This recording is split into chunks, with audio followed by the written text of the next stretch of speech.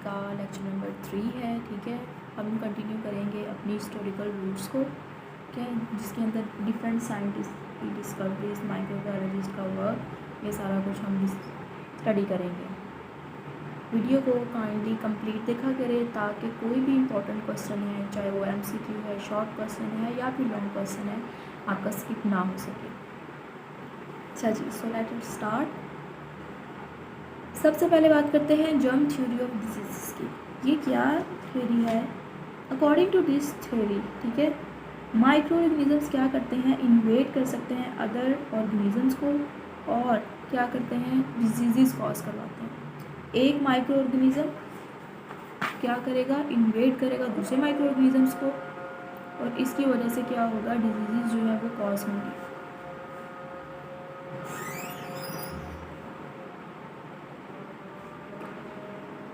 फिर बात करते हैं स्पॉन्टेनियस जनरेशन की। स्पॉन्टेनियस जनरेशन क्या है हमारे पास? स्पॉन्टेनियस जनरेशन के कंसेप्ट के अकॉर्डिंग हमारे पास क्या होता है, जो लिविंग मटेरियल है, ठीक है, वो क्या करता है, वो जनरेट होता है फ्रॉम नॉन लिविंग मटेरियल्स। ये स्पॉन्टेनियस जनरेशन का कंसेप्ट है। अब फ्रांसिस्को रेडी ने रिफ्यूट किया स्पॉन्टेनियस जनरेशन के कंसेप्ट को, और वो किस तरह से किया, एक एक्सपेरिमेंट के ज़रिए किया। फ्रांसिस्को रेडी ने एक एक्सपेरिमेंट से बताया कि ये जो कंसेप्ट है वो बिल्कुल फॉल्स है। फ्रांसिस्को रेडी ने क्या किया, एक जार लिया, ठीक है, उसके अंदर क्या किया, एक ओपन जार के अंदर उन्होंने मीट का एक पीस रख दिया। मीट का एक पीस रख दिया। अब हुआ क्या, फ्लाइज ने क्या किया, अपने एग्स ले किए इस मीट के ऊपर। फिर एग्स जो है वो हैच कर गए। जब एग्स हैच कर गए उन्होंने बना दिए फ्लाइंग लार्वा। अब उन फ्लाइंग लार्वा को हम कह रहे हैं कि वो हमारे पास मैगिट्स हैं। पहले जार के अंदर फ्लाइंग लार्वा अपीयर हुए, मैगिट्स अपीयर हुए। फिर उन्होंने क्या किया,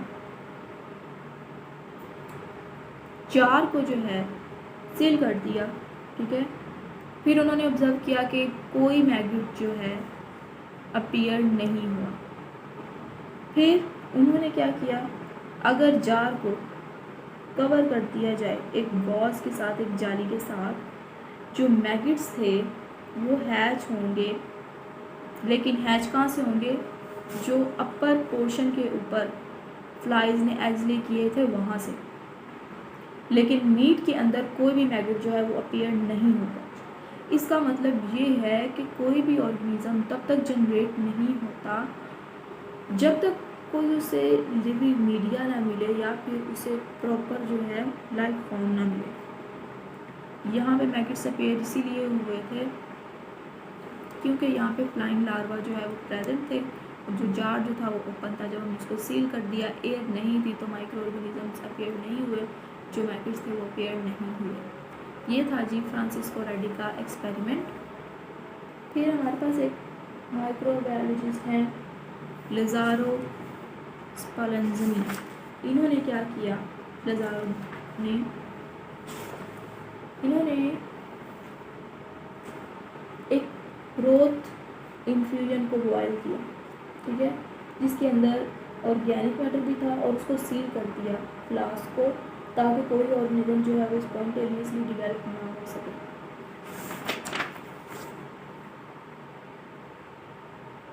फिर उसके बाद बहुत सारे साइंटिस्ट जो थे वो आए, उन्होंने कोशिश की कि वो इंट्रोड्यूस करवा सकें इस क्रिटिसिज्म को, ठीक है, काउंटर एक्ट कर सकें।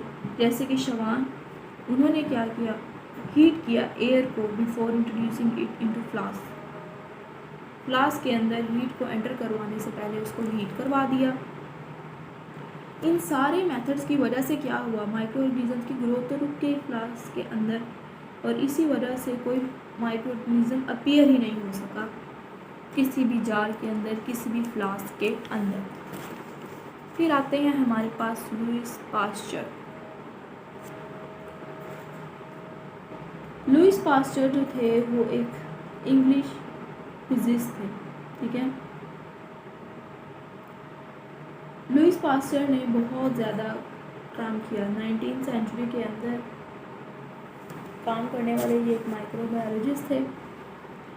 इन्होंने पास्चराइजेशन का प्रोसेस जो वो इंट्रोड्यूस करवाया। पास्चराइजेशन क्या होती है? पास्चराइजेशन एक ऐसी टेक्निक होती है जिसके अंदर हम क्या करते हैं, वाइन को हीट करते हैं up to 56 degree centigrade in the absence of oxygen for 30 minutes, ताकि जो हम अनवांटेड ऑर्गेनिजम्स हैं उनको किल कर सकें।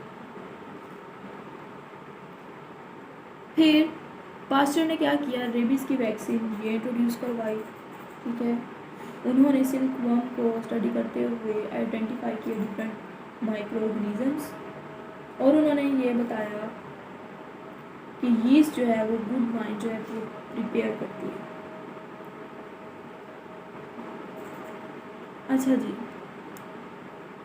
फिर बात करते हैं हम कोच की कंट्रीब्यूशंस की कि कोच ने क्या क्या कंट्रीब्यूट किया माइक्रोबायोलॉजी को। रॉबर्ट कोच जो थे ये जर्मनी के अंदर रहते थे, ये भी एक फिजिशियन थे। ठीक है, उन्होंने क्या किया, आइडेंटिफाई किया सबसे पहले वो बैक्टीरियम जो कि एंथ्रेक्स कॉज करता है। ठीक है, कोच ने बैक्टीरिया के प्योर कल्चर्स वो प्रिपेयर किए, बैक्टीरिया को ग्रो करवाया प्योर कल्चर्स में। फिर उन्होंने क्या किया, जर्म थ्योरी दी कोच ने। उसके कुछ पास्टुलेट्स इस तरह से हैं। उन्होंने कहा कि हर डिजीज़ का एक स्पेसिफिक पॉजिटिव एजेंट होता है जिसकी वजह से वो डिजीज़ कॉज होती है। सेकेंडली उन्होंने कहा कि जो डिजीज़ ऑर्गेनिज्म है उसको हम आइसोलेट कर सकते हैं प्योर कल्चर के अंदर। फिर उन्होंने कहा कि अगर हम इनोकुलेट करते हैं सैंपल को एक हेल्दी पर्सन के अंदर, ठीक है, तो जो ससेप्टिबल एनिमल है वो प्रोड्यूस कर सकेगा अपनी डिजीज़।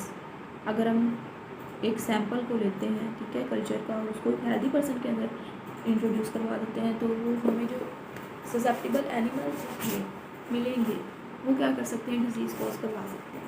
ये थी उनकी जर्म थ्योरी ऑफ डिजीज़। फिर उन्होंने बताया, उन्होंने आइडेंटिफाई किया बैक्टीरियम को जो कि कॉज करवाते थे ट्यूबरकुलोसिस। ठीक है जी, फिर उन्होंने डेवलप किया ट्यूबरक्यूलिन, जो कि उन्हें उम्मीद थी कि ये ट्यूबरकुलोसिस के अगेंस्ट जो है काफ़ी ज़्यादा वर्क कर सकेगी। उन्होंने रिसर्च कंडक्ट की मलेरिया के ऊपर, टाइफाइड फीवर के ऊपर, स्लीपिंग सिकनेस के ऊपर और बहुत ज़्यादा दूसरी डिजीज़ के ऊपर। इसी वजह से उन्हें नोबेल प्राइज़ भी मिला फिजियोलॉजी में, मेडिसिन में 1905 के अंदर। ये भी एक इम्पॉर्टेंट MCQ है। ठीक है, उसके अलावा जो कोच की जो पोस्टुलेट्स हैं जर्म थ्योरी के, ये भी शॉर्ट क्वेश्चन के तौर पर आ सकते हैं, और कंट्रीब्यूशंस भी आ सकती हैं रॉबर्ट कोच की, शॉर्ट क्वेश्चन के तौर पर आ सकता है। Write down the contributions of Robert Koch.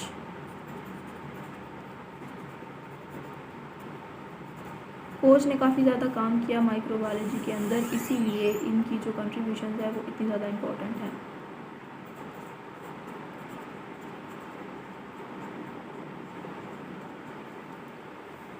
अच्छा जी, फिर हमारे पास एक माइक्रोबायोलॉजिस्ट हैं, इनका नेम है जी लिस्टर। लिस्टर को फादर ऑफ एसेप्टिक सर्जरी या फिर एंटीसेप्टिक सर्जरी भी कहा जाता है। Father of antiseptic surgery. अब क्यों कहा जाता है, इन्होंने एक सर्जरी परफॉर्म की थी उस दौर के अंदर 1865 के अंदर, जो कि 18th सेंचुरी के अंदर इन्होंने ये काम किया था। ठीक है, और तब उन्होंने एंटीसेप्टिक सर्जरी जो है परफॉर्म की थी। इसके अलावा उन्होंने क्या किया, इन्होंने इनिशिएट किया था use of dilute carbolic acid on bandages and instruments to reduce infection. ये सारा काम जो था वो था लिस्टर का।